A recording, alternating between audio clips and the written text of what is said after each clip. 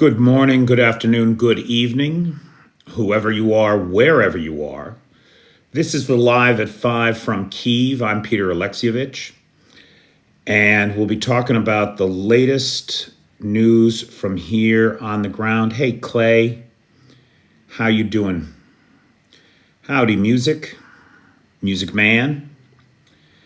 Right now, immediately, Gary, Indiana is going through my head. Hey, Sharon Davies, you're on time. Hey, Darlene. Hey, PH. Hey, Nightshade. Hey, Lars. Eli. How you doing, Eli? Nicola. Tisno. Dobro večer. UK to UA. You've been waiting. Aw, thanks. Hey, Jake. How you doing, brother?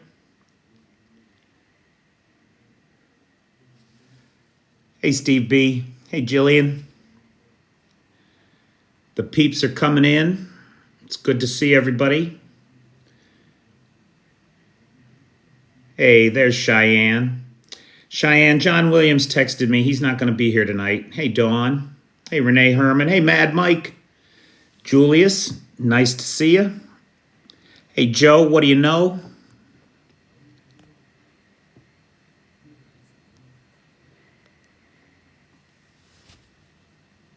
Gerbils, good evening. I was just telling Cheyenne, John Williams will not be here tonight, but let's give a shout out and a big thank you to the best moderator team on the Tickety Talk, Cheyenne, Vanetta, and PT, and Travis, if he's here. You guys are the best, saving me from myself every night.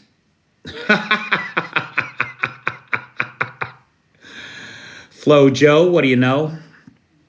All right. So, ladies and gentlemen, and other non-binary folks, good evening. I'm Peter Alexievich. Thank you, Mark. I sure appreciate it. And this is the Live at 5 from Kyiv. And we have some breaking news here that is not getting the kind of coverage that it should demand. Let me tell you, if you have not seen the news yet, Peter. Is Parta here? No, that was Simon. Thank you, Simon. Lars, you are not kidding. I could use a few angels. You are not kidding. But I don't need angels as much as the Russians do. Because according to Reuters, today, Russia not today, but effective March 1st, get this, one of the largest producers of gas and oil in the world is instituting a 6-month export ban. The Russians are giving up. I have to look at the hard numbers because I just got the word on this. I have to look at the hard numbers, but if I'm not mistaken, it's 6 months.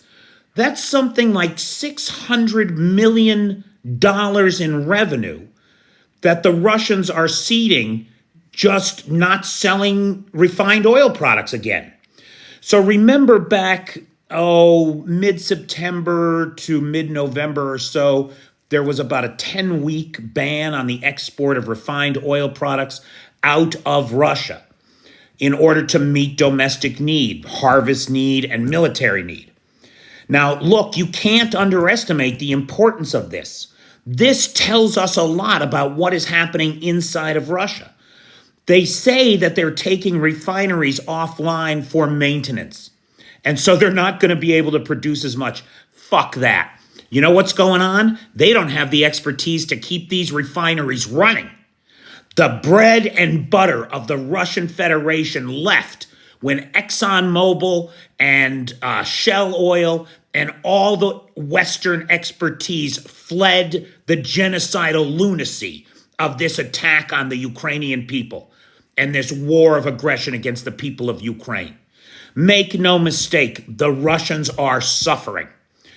The real story of the Russian economy is a mystery. It is a mystery veiled behind a lot of Russian propaganda and their failure to disclose their numbers. Yeehaw, thank you, Alex. But it's a real thing, and this speaks volumes about what the Russians can actually manage to continue to extract out of the ground and what they can continue to process through the refineries. Now, let's not forget that the Ukrainians are interfering here. They've taken at least four refineries offline of the 22 that Russia has. That's 1 in 5, right? Something like that. It's close to 1 in 5. 4 of the and the LNG plant. Julia says, have you noticed that the Russian trolls have become more active lately? Julian, believe me, I have noticed. Although I must say, I am not being targeted by the St. Petersburg trolls anymore. I have been outsourced to Nigeria. And I'm a little bit insulted by that because I know they pay the Nigerians less. So I'm not good enough for the St. Petersburg trolls to troll. I'm being trolled by everybody in Lagos. Of all the things, it's really very insulting. I mean, I think I have some of the best Western propaganda on the tickety talk. And they're right, they can't afford the St. Petersburg trolls anymore. That's what I'm thinking. Hey, Maddie, right? How you doing tonight? I'm thinking they can't afford to pay those St. Petersburg salaries anymore. No more overtime for the St. Petersburg trolls. So, guys, I do not want to underestimate the importance, and I'm going to do some real looking at the numbers here, and I'll get you an update. I'll get you some videos out on this oil export ban. But we know it cost them billions last time. Yeah, I'm wrong about that 600 million figure. I'm definitely wrong about that. Because if I'm not mistaken, it was close to 2 billion a week that they lost last time. Yeah. So you're talking about, holy shit, you're talking about $50 billion maybe in export that they're not going to be bringing in. That's a fucking problem. Okay. So, export ban, big deal. In last night's drone and missile attack on the people of Ukraine, Russia launched 13 drones of the Shahed variety. 11 of them were shot down. Drone debris damaged some power lines in Poltava, leaving 200 residents without power for several hours. The 2 drones that made it through hit an educational building in Kyiv. Only 2 out of 5 missiles got shot down last night, 2 X-59s. 2 more X-59s and an Iskander made it through. But earlier today when I was preparing this, I didn't have details on where they had hit. Ukraine says that Russian drones are transiting through Moldovan airspace. The Moldovans are denying this. Now, we've seen this behavior in Poland. We've seen the missiles programmed to avoid air defense transiting through Polish airspace only to turn around and come back and strike Lviv, thus avoiding Ukrainian air defense. It appears that they are now, of course, the Russians have stopped doing that since the Poles start scrambling fighters every time a big missile attack happens. But it appears that the Russians are now transiting drones through Moldova, or at least Transnistrian airspace, as the official word from the Moldovan authorities is that it's not happening. The Ukrainians, on the other hand, have maps and flight data that show that it is a real thing. And they're doing it, of course, to avoid air defense. They're getting much smarter about that. Have you seen, I've published some maps of the circuitous routes that the missiles are taking now. They're programming them to avoid air defense. Bulgaria has banned 2 Russians who had been living there for years as Bulgarians. The belief is that these Russians were inserted into Bulgarian society, given phony IDs and phony histories, and then spent years there building up credibility to these histories so that they could then operate with impunity across the EU. Bulgaria has banned them from the EU for a period of 3 years on the suspicion of spying. The only thing is, nobody knows where they are. They have disappeared. And it is unknown whether they have returned to Russia or whether they have disappeared into the EU, maybe under yet another assumed identity. In a meeting this weekend of European leaders in Paris, Macron said that he wouldn't rule out putting boots on the ground here. Now, first of all, the Ukrainians have not asked for foreign aid in that manner, right? And so until the Ukrainians ask for boots on the ground, nobody's putting boots on the ground here. The second thing is, I think that it's important when you're having these kinds of political negotiations, playing the international game of geopolitics, the poker game in which everybody is lying, it's important not to rule out options, to let your enemy know that all options are on the table. Fucking Schultz, that toad, turned around and gave oxygen to the Kremlin, insisting that NATO and European troops would never set boots on the ground in fucking Ukraine. This moron first denies long-range missiles in spite of the desire of his parliament, and now he has given oxygen to the Kremlin by taking the air out of Macron's posturing. Outrageous. Outrageous. Now, this is interesting. Internally, apparently in an effort to consolidate power, administrative authority, and as preparation for a scaled conventional war with NATO, Russia has redefined its military districts. The new Leningrad military district will run the border with Finland. The Moscow military district will run the border with Ukraine and Poland, while the southern military district actually incorporates all 5 of the temporarily occupied territories of Ukraine. And in fact, voting for the presidential election on March 17th in Russia has now begun in the temporarily occupied territories. The soldiers are going house to house, getting people to vote at gunpoint, dropping ballots into clear plastic boxes so that the votes can be seen by anybody that wants to see them. It's outrageous, absolutely outrageous. For the second year in a row, Putin has won NATO Salesman of the Year. Congratulations, Mr. Putin. Last year, of course, it was Finland that joined, adding 830 miles of NATO to your border. Well done. Talk about a strategist, right? A guy who wanted to push NATO back has made sure that NATO has expanded because everybody's afraid of being invaded by this cunt. Unreal. Sweden, Hungary, the Hungarian parliament, in a vote of 188 to 6, confirmed overwhelmingly support for Sweden's ascension into NATO. Swedos. We can now call it Swedos. That breaks fucking 200 years of neutrality for the Swedes. And it improves the quality of everyone's saunas. It's good stuff. It also turns the Baltic Sea into the NATO lake.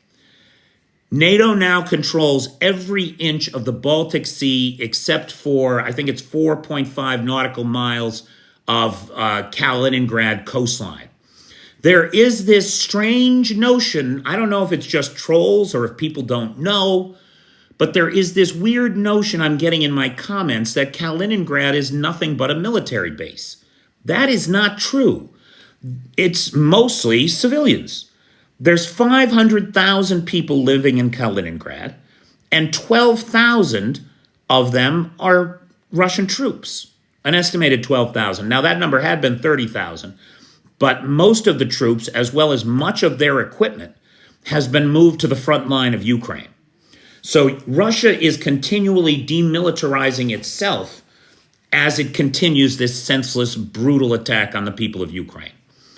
Now, the people of Ukraine, for their part, are doing a hell of a job defending themselves and demilitarizing the Russians. Today, we hit a milestone in terms of destroyed artillery. 10,000 artillery pieces of the Russian Federation forces have been destroyed in Ukraine. That's huge. Russia, for whom artillery is so critical, remember it was Stalin who said that artillery is the god of war.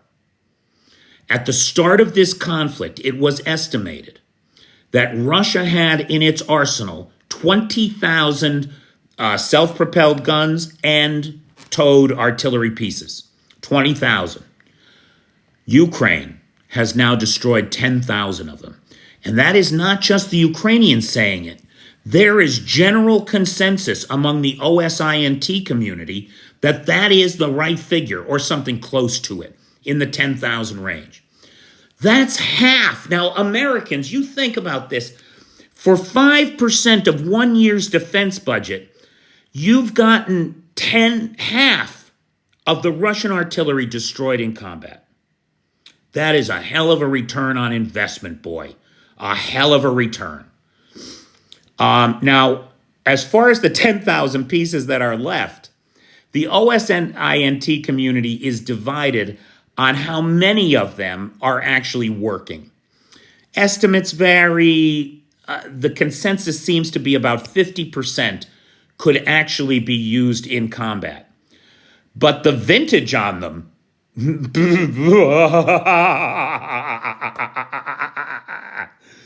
I mean, it gets worse and worse the deeper down the barrel these guys have to dig. You're talking about some of this shit is World War II surplus. Unbelievable. All right, let's see. So that 10,000 mark, that's a big deal that we should all take note of. The Ukrainians, and we don't know if it's a new weapon system. We don't really know if it's new tactics. We don't know if it's something that's changed on the battlefield. Or maybe it's a combination of all of those things. But the Ukrainians are doing a hell of a job knocking Russian air power out of the skies, boy. We saw another Su-34 down today. That's 6 Su-34s in 10 days. It's 8 frontline aircraft when you count the 2 Su-35s, and it's 9 aircraft altogether when you count the A-50. 9 aircraft. $736 million in equipment, irreplaceable equipment, and expertise of the pilots lost in 10 days. It's extraordinary. It's absolutely extraordinary. This is now nearly 6% of all the Russian Su-34s that are left in just 10 days. 6% of the fleet. Amazing. Amazing. The Netherlands has committed €100 million to purchase shells outsourced from a non-EU country through Czechia. They are working in close coordination with the Canadians to finance the 800,000 shells that Czechia has found in some third-party country that we don't know what country it is. Likely it's a non-EU country. That seems to be the scuttlebutt. It is possible that one of the reasons for secrecy is that that country doesn't want anybody to know that they're selling the shells to Ukraine or for Ukraine. And so it is possible that this entire transaction may be mediated through Czechia with the third-party country never disclosed. We just don't know who it is. Although my suspicions, as regular viewers of this channel will know, I suspect that it's Switzerland. Switzerland seems to be the main candidate. To have that quantity, to have them in NATO standard sizes, and to want to get paid. And of course, they're not EU. It is estimated that the cost of these 800,000 shells will be $2 to $3 billion. And so that 100 million from the Netherlands, while it's a substantial contribution, only gets us a small percentage of the way there. Bulgaria to provide 122 millimeter shells ASAP. The amount is undisclosed. South Korean military intelligence has confirmed that to date, the North Koreans have transferred 6,700 containers to the Russians, an estimated 3,152,000 shells. Holy shit. 3 million is what they're saying. Now, look, those shells could be anywhere from 40 to 70 years old. We know that they are a problem for the Russians. They have a high dud rate. They have a high barrel explosion rate, banana peeling, as they call it. They're killing Russians, too. There's no doubt about that. But still, 3 million shells. This is what's letting the Russians fire off 40,000 shells a day. And they are expected to raise their own shell capacity to produce 2.7 million this year as they ramp up the production of war materiel. For the first time, the Russian president has given us numbers of the fallen among the Ukrainians. He has stated officially that Ukrainian losses are 31,000 personnel, which in a country of 40 million, is an irreplaceable, painful loss. I would point out that it is likely that the Russians lost that many just trying to take Avdiivka, by their own estimates. Last year's counteroffensive plans for Ukraine were leaked to the Russians. Putin had those plans on his desk. Somebody inside of Ukraine leaked the counteroffensive plans to the Russians, or more likely sold them as a traitor. The Ukrainians are strategically withdrawing from those 3 small villages, including Stepove, right around Avdiivka, and falling back to the main defensive line. We can expect to see more of that as the Russians push hard up in Kupiansk, and that may be the next major axis of attack. It appears that cleaning operations are underway in Avdiivka, cleaning and clearing, and that some of those troops are being moved up to the Kupiansk front line, where 4 simultaneous advances, self-supporting, that is, they all support each other, are happening in that direction as the Russians try to push to the Oskil River. But that is no Avdiivka, boy. That's 2,000 square kilometers that they're trying to operate across. It's not 16 square kilometers like Avdiivka was. The EU's first payment on the 50 billion over 4 years is due in March. 4.5 billion will be coming in.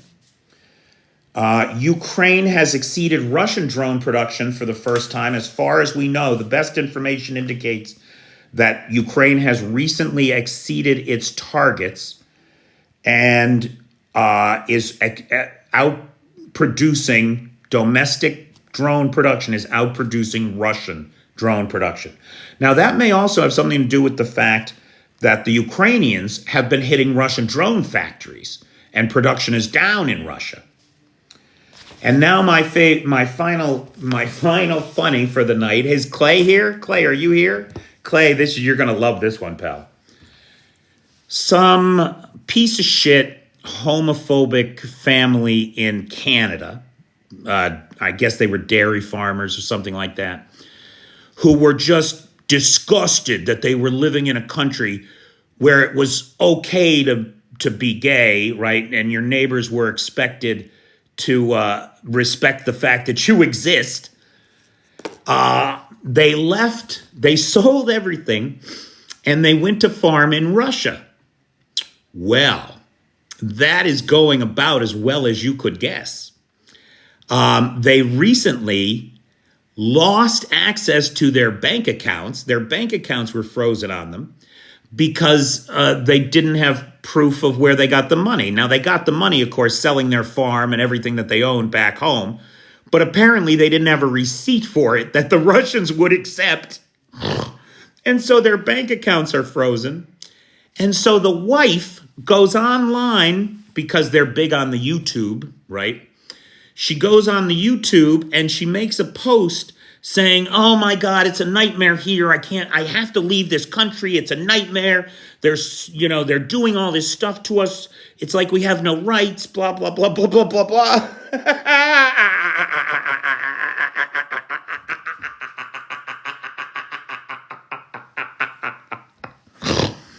She was really surprised when the knock on the door came that she was living in a country where you can't go on YouTube and criticize the government. So they are having real problems in running up against the law. Yeah, M. Fuller says it. You reap what you sow. Cirrus, I apologize. He's got a funny name. It's like Arend, A-R-E-N-D, something like that. And then she's, gosh,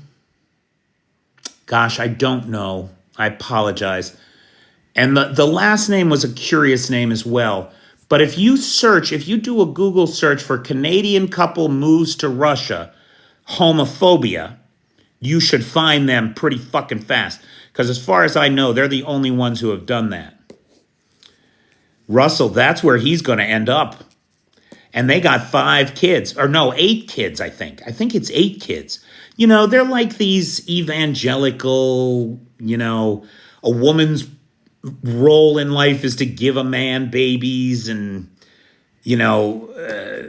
gay people don't really exist. It's just corruption. It's ridiculous. Hey, Brian. So, how can we get MAGA lured over to Russia? Some of them are going. Hey, Billy Boy. Hey, Cirrus. So, hang on, P. I'll be right back to that question.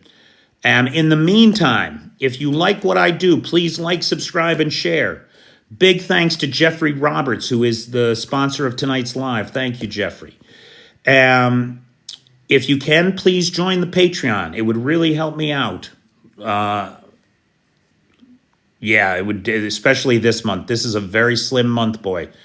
I mean, I love all the gifts and everything. Hey, Trav. I love all the gifts and everything, but guys, when you send a rose, it's like 1/10 of a penny. Anyway, so thank you, Jeffrey Roberts, for your ongoing support. Thanks to Jeffrey and Cynthia, I will have groceries this week, but I still do not have the rent. So if anybody can help out with that, I appreciate it. Thank you, Vanetta. Also, Vanetta has the link to our Google Doc share, where if you're an American, you should access that share and send letters to your congressman. We have templates ready to go. Okay, now P wants to know what I think about Sweden in NATO. I think that it's astonishing. Sweden has been neutral for over 200 years. This breaks 200 years of Swedish neutrality.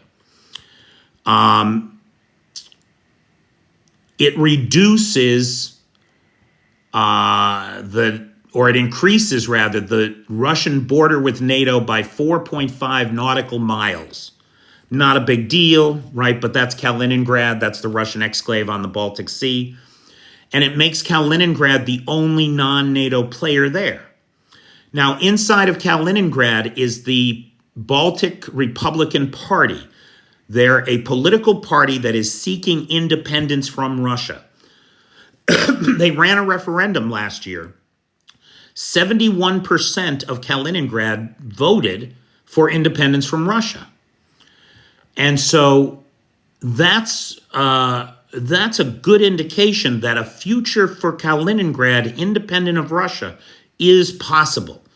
And we could see a new Baltic state there, along with Estonia, Latvia, and Lithuania.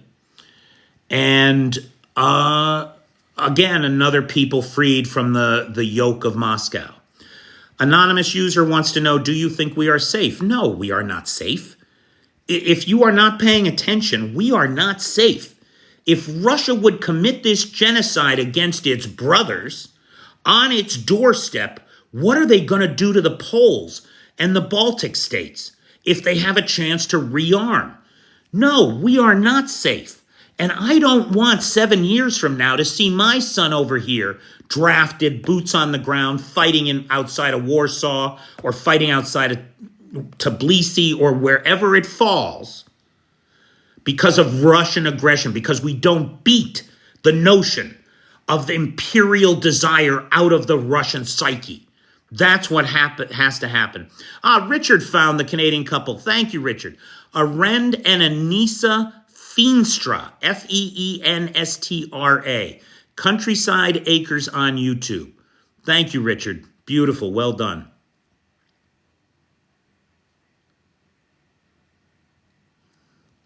Jillian, it doesn't depend on where you are, whether or not we're safe from the Russians, because the Russians have 6,000 nuclear weapons. If they decide that they're not going to stand for this insult and for the rest of the world to stand up against them, and they're going to take as many of us with them as possible, we are all at risk. Don't doubt it for a second. They've got to be denuclearized.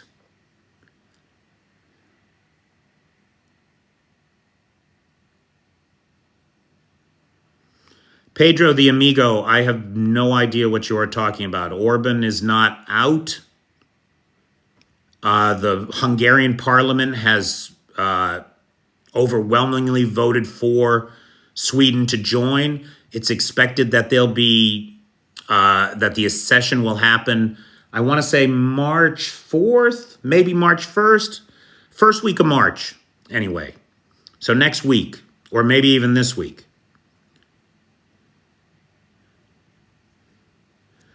Thoughts on Moldova? I'm not worried about Moldova. And the reason I'm not worried about Moldova is because you can't get to Transnistria in any meaningful way, right? You can't put your troops on a train and send them to Transnistria. That's not going to happen.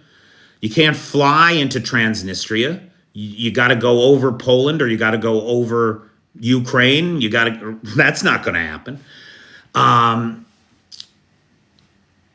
There's very few, I want to say 2,500 Russian servicemen there.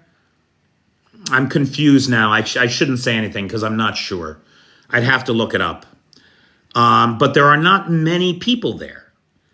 And so a small force of Ukrainians, say 30,000 troops, along with the Moldovans, could squeeze Transnistria in no time. It's a purely symbolic act of Putin extending his power. And it will all happen in the parliament. It won't be military action. Parliament will declare Moldova or Transnistria as an official part of the Russian Federation under its aegis. Transnistria will agree, and the paperwork will be signed. Now, you are right. We should watch that domino, because there is a stockpile of Soviet ammunition in Moldova that, if it were to suddenly explode, would be something equivalent to like the Nagasaki bomb. It's huge, huge. And it poses a severe environmental risk and risk to the people of Western Ukraine. There's no doubt about that. As well as to selected areas of Moldova as well. Should the European nation, what? Dan, we would all prefer that nobody brings boots on the ground into Ukraine, of course. Nobody, except maybe me, because I would like to see Ukraine get more support, or somebody open up another front, or something. At the very least, I'd like to see my government do what they should be doing and support Ukraine the way we should be, the way we promised at the Budapest Memoranda.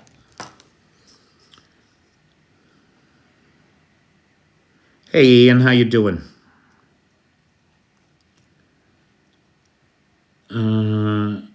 Sanjisvika says that there's about 1,700 troops in Transnistria. Is that right? So I was a little bit over. I thought 2,500. Thoughts on Finland's safety? Finland is more safe now than ever. First of all, they're in NATO, right? So if they're attacked, they have all the support of the other 31 NATO countries, soon to be 32 with Sweden.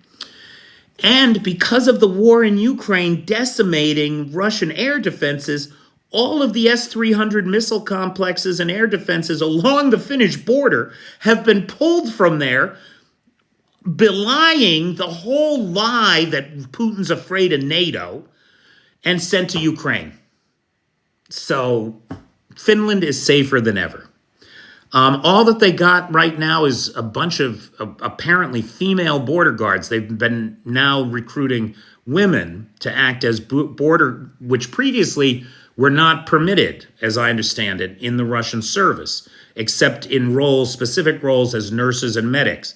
But now they're drafting women into border guard positions, and they're filling the Finnish border with women. Hey, Bobby, how's life in San Diego today?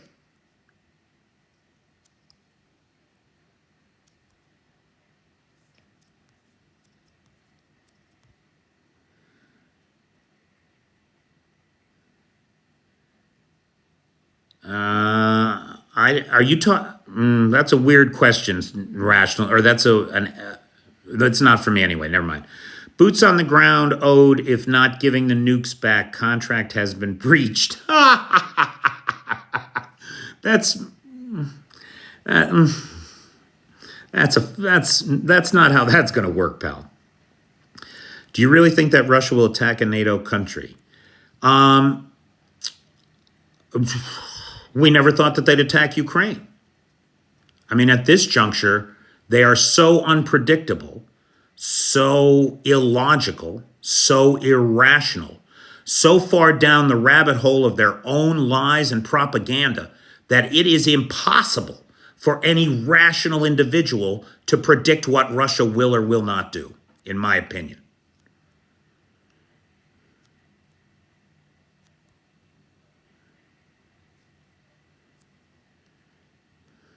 Good night, Nightshade. Thank you. Everybody, Nightshade666 there runs the Peter's Peeps Facebook group. If you'd like a social place to interface with other people that think like you do, maybe, take a look at Peter's Peeps on Facebook. Do you think that if Trump is elected, NATO will be broken up? Trump will die in jail. It is my opinion he will not even be, though he is the presumptive Republican nominee, it is my opinion he will not be the candidate that's on the ballot in November. There's too many factors working against him. And he's just too guilty of it all.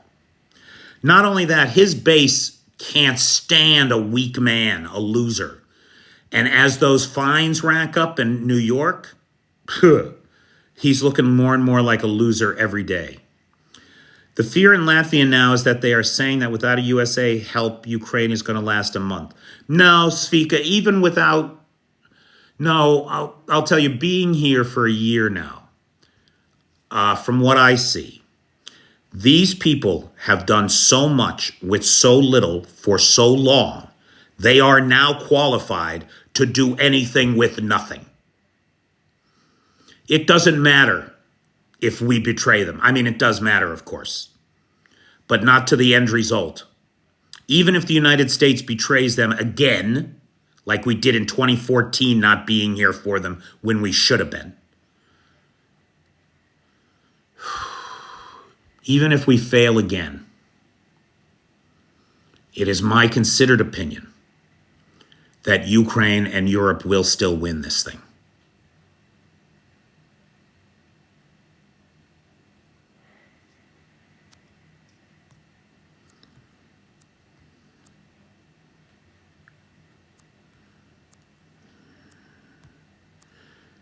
Macron and troops in Ukraine dreaming send weapons France.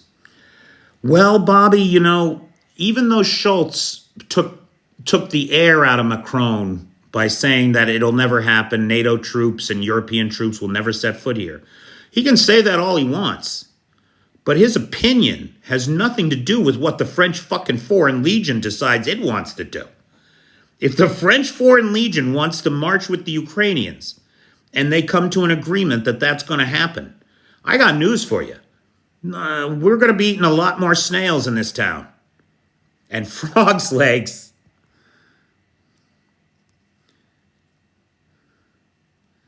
Yeah, CyberDoc, I hate to say it because I was an Obama fan, but I don't think it wasn't so much Obama, it was Clinton. Hillary Clinton was Secretary of State then. She should have brought this to him. And well, she did. And that was their take. That Russia's really just a regional power, which they are barely anymore.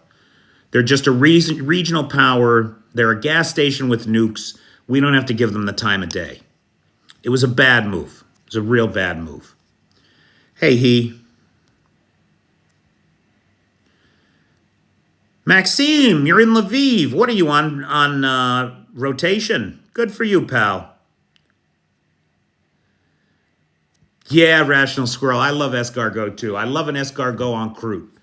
You know, all garlicky and inside a nice little puff pastry. Life is good. They sell them down here at the Silpo frozen. You get 10 in the shells, not en croûte. I get them for 350 hryvnia, which is about $8. And so I don't get them often, but I had some at Christmas.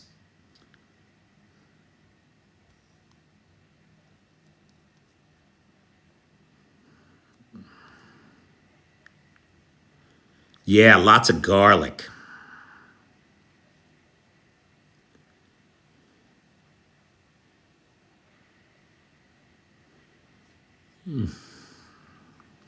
Look, the nuclear thing, no, he shouldn't. He shouldn't. Bill Clinton, if he said that, which I don't know that Bill Clinton is reflective enough in his life to have come up with such a statement. But if he said that, he shouldn't regret having Ukraine given up their nukes. No way. It's because Ukraine gave up their nukes that Russia didn't keep its thumb harder down on Ukraine. If they hadn't given up their nukes back in 94, it is my opinion that Russia would never have let them go. They'd have made sure that they kept their thumb on this country, and they'd have never been free. There wouldn't have been a Maidan. There wouldn't have been a revolution. By now, Ukraine would be like Belarus, an effective proxy state.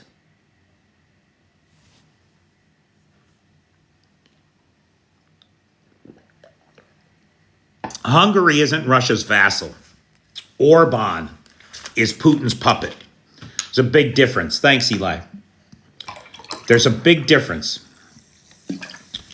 Right now, the people of Hungary are out in the streets protesting the corruption inside the Orban regime.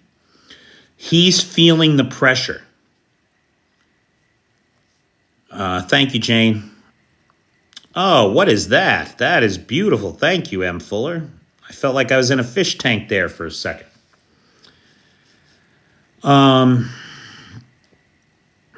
So look, nobody should regret Ukraine giving up its. So look, nobody should regret Ukraine giving up its.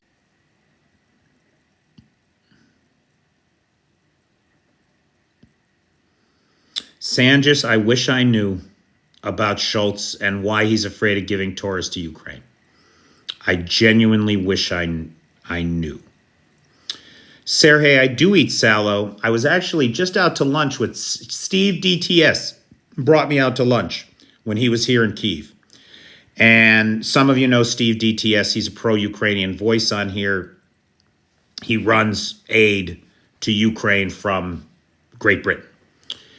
And he took me out to lunch while we were here. And the son of a bitch, I don't know what happened. Him and Andrew got lost or ran into somebody or something happened. They were an hour late for lunch.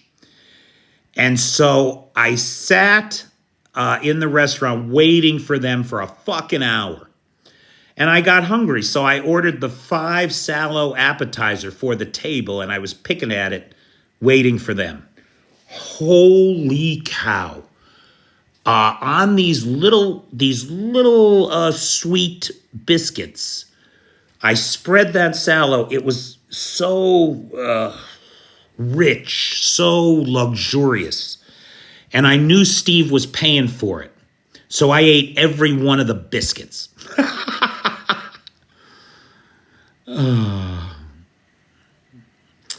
What will be the outcome when Ukraine gets the F-16s? We don't know, and I wish it were happening sooner, God knows. Guys, look, at everybody that supports Ukraine is going to have to really buckle up for the next 3 months. The next 3 months are going to be tough. Putin is going to win this election March 17th. And then, frankly, once that election is done, there is no telling what's going to happen. He could very well call for a full mobilization. And if he calls for a full mobilization, that's going to be a problem. Russia doesn't have many S-400s left. The S-400 has proven to be very susceptible to storm shadows.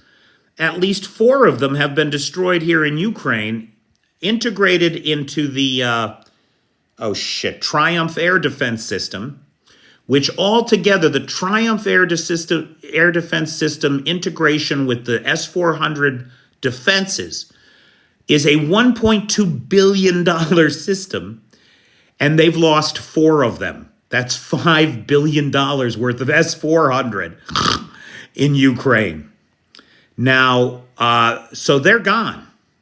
There's no more S-400s in Ukraine as far as I know. They're down to S-300s. I wouldn't be tooting a horn that Russia no longer has.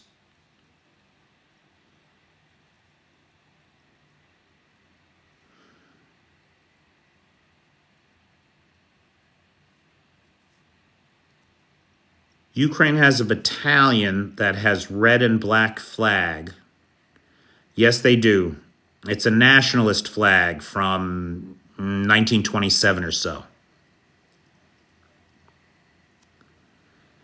What happened if France and send troops to Ukraine? Fucking Ukraine wins fast. The French Foreign Legion are tough as nails. I saw Russia was going to suspend oil exports. Effing hell, you must have been late, pal, because I led with that. That is our, and since it's 10 to the top of the hour, let's go back and recap that top line story. That's huge, brother. It's huge.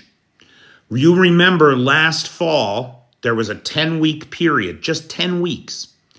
And if I remember right, and don't quote me on this, I got to look up the numbers, but if I remember right, it was about $2 billion a week in lost revenue from selling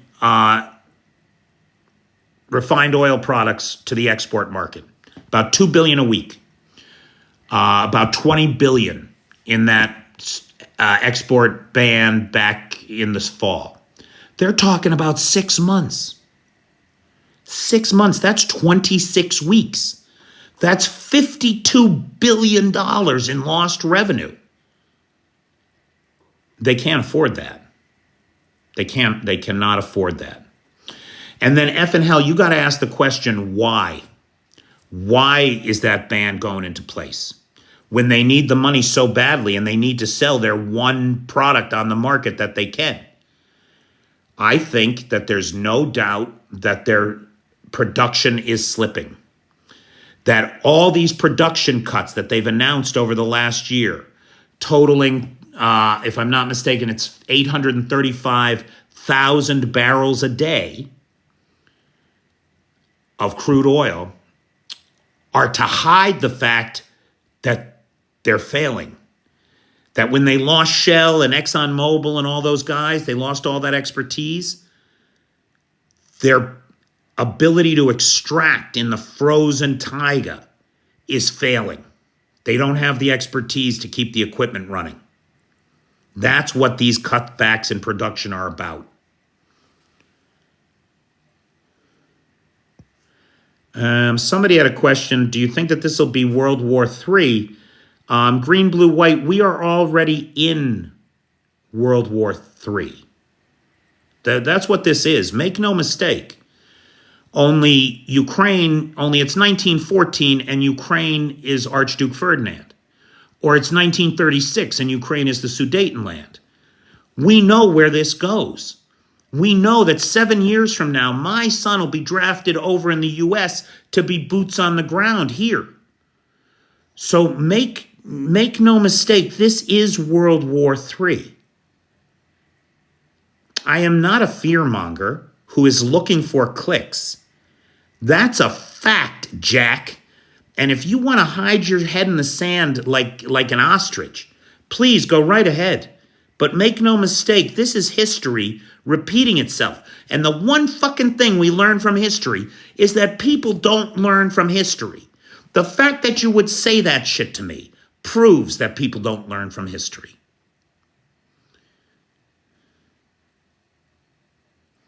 Oh yeah, Dan, Russia's done. Russia's done. It's pulling apart. It's pulling itself apart at the seams. History repeats itself, and that's what we are seeing, Northern Soul. Only this time, Berlin is 1,500 miles east in Moscow. But there's no doubt about it. Their tactics, their mentality are delusional and fascist in nature. And genocidal. They seek the erasure of a culture, a people, and a language from existence. That is the very definition of genocide. Z is the new Yahtzee symbol. Hey, CyberDoc, you know why they paint a Z on all those tanks and stuff? This is my own joke. I came up with this. I don't believe anybody else has said this. But they paint a Z on all of the equipment for Zelensky, because eventually he's going to own it all. My YouTube is not monetized. I don't have any YouTube traction, guys. I have like 200 followers. My videos get 0 to 15 likes or 15 views on average. I just have no traction on YouTube. But thanks for asking, Rational Squirrel. Do you think the House will bypass MAGA Mike to pass the aid to Ukraine?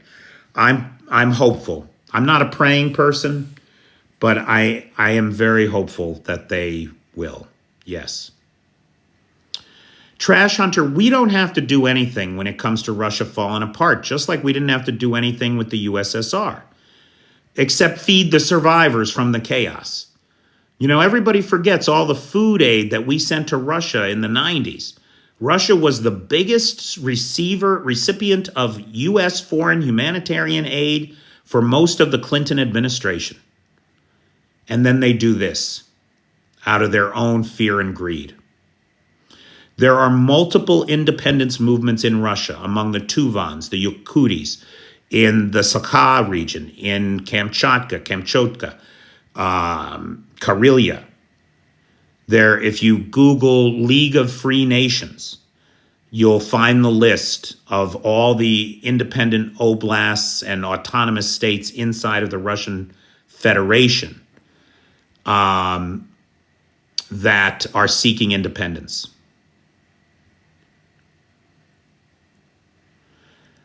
Why do I think that we're already in the Third World War? Because I remember history. I remember the events that led to World War I. I remember the events that led to World War II.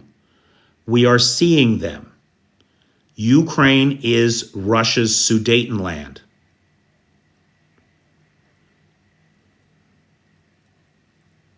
Oh, make no mistake, Russell, the Chinese want Vladivostok. They're just waiting for Russia to be too weak to stop them from taking it. And Manchuria, the old northern Manchuria.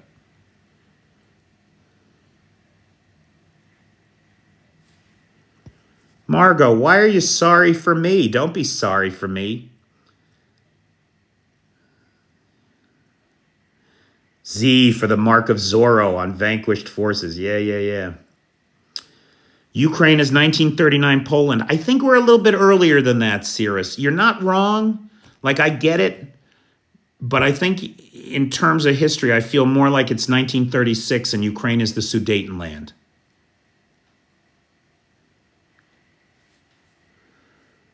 Yeah, lots of countries have chosen sides, are involved, and are now we're talking for the first time today. Or over the weekend, we heard Macron say, "Yeah, we'll put boots on the ground if that's what it takes." China doesn't want to be a loser, and China hasn't been in a war in a long time. When was the last time China was in a war? Can anybody tell me? Right, Russell? It's the same players. Really, this is just the continuation of World War I. Yes, it is. Oh, definitely the Chinese are going to take land from Russia. They're going to try. We'll see if I think we should be seeing if we can counter them. Ha, F and hell, that's good. Z, because they would like to be sawing Z's instead of fighting. Oh,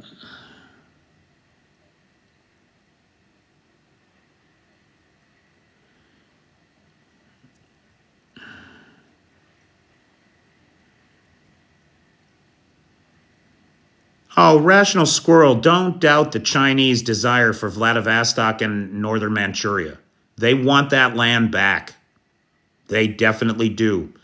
And they are counting on Russia being so worn down by this thing that they'll be able to walk in there and take it. I'm convinced of that. Believe me, China wants Russia as a weak vassal state. They want them owing them so much money that they can turn to them and say, listen, we're just going to take Vladivostok back, okay? The Chinese actually took land from the Russians within the last 3 months. When they redid the official map of the People's Republic of China, they took a disputed island in the river on the border. That is Russia. And did you notice? Putin didn't say a fucking word because he can't afford to piss off the Chinese. That's how he's getting everything that he needs. China, World War II. No, Lars, they were in a war since then. F and hell gets it. 1977, the failed attempt in Vietnam. So the thing about the Chinese is that they don't have military experience. They're not imperialistic. They want their culture in their land, but spreading it is a different thing. Now, some of their historical lands, like northern Manchuria and where Vladivostok is today, that's one thing. Taiwan, certainly, right? But beyond that, I'm not so sure.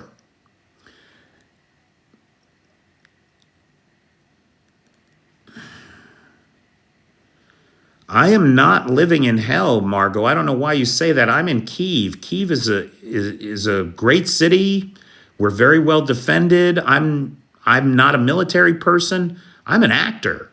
I'm here doing work with improv groups and English-speaking theaters. That's what I do. I actually did my first stand-up set tonight. I never did stand-up before. It was fun. I did 5 minutes of stand-up, and it was very well received. So I have a great life. I'm kind of broke, but that's okay because all of you are there for me as I am here for you.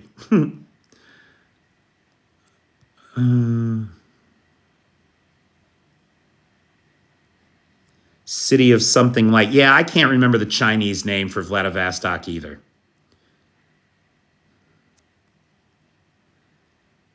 Trump selling secrets to Russia. They might just be strong-arming them out of him. So is West doing China a favor by weakening Russia? Look, nobody is weakening Russia. Russia is weakening itself. They did this to themselves in spite of all reason. They've left us no choice but to support Ukraine. Yeah, Goonerman. Well, except for Tibet. Let's not forget Tibet. But that was bloodless. right? Dealing with a pacifist group with really no army, no standing army to consider.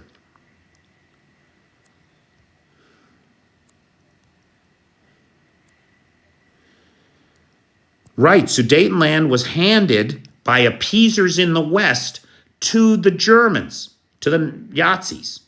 We can't let that happen again. We cannot let that happen again.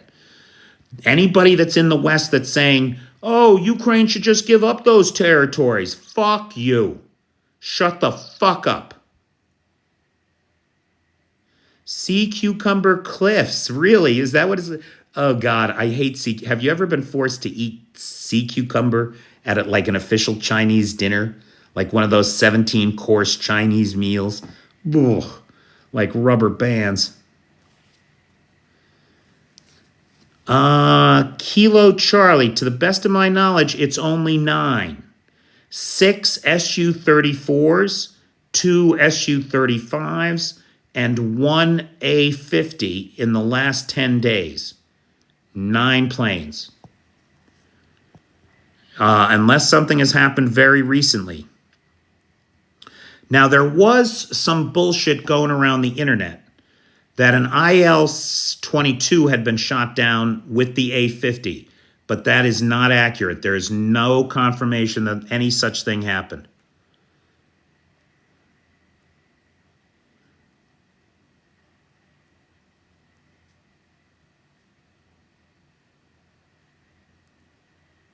Two SU today. Is that right, Eli? I only saw 1. I will have to check it out. Okay, I will check it out. All right, guys, it's top of the hour. Listen, if you like what I do, please like, subscribe, and share. If anybody can join the Patreon, please, and kick me $5 or $10 a month, it would make a difference in my life. If anybody wants to know how much money I make, just go and look at my Patreon. That's how much money I make.